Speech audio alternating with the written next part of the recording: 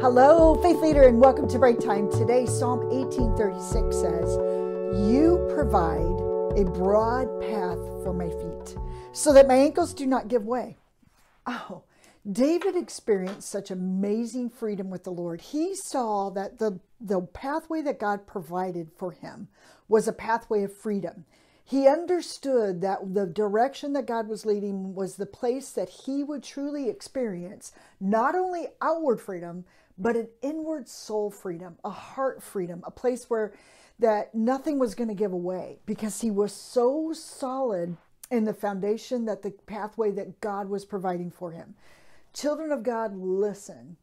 This is the pathway that God has provided for you and me. It's the pathway through Jesus Christ that we find our freedom, that we find this place that we're free from the obstacles and the being let down by the temptations of this world, or to falling into temptations.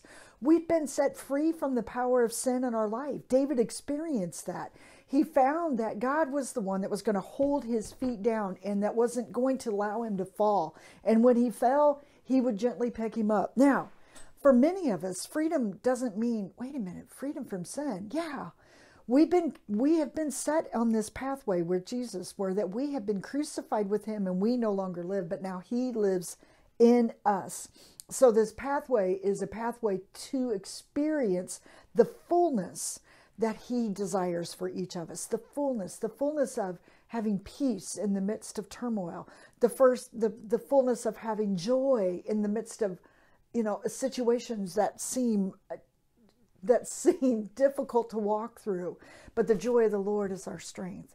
If we could understand the pathway that God has us on, we could be like David. You provide a broad pathway, which means a pathway that's broad is a pathway of freedom. It's where freedom is truly found. If you're not free, if you're in this place where you're bound to the opinions of others, you're bound to sin, the pathway that God wants me to experience is a broad one, is free. And in that pathway, he gives us the strength, the courage to walk on. You, my friend, submit to God and we will find our freedom. Understand and receive what he has for your life, because it's broad.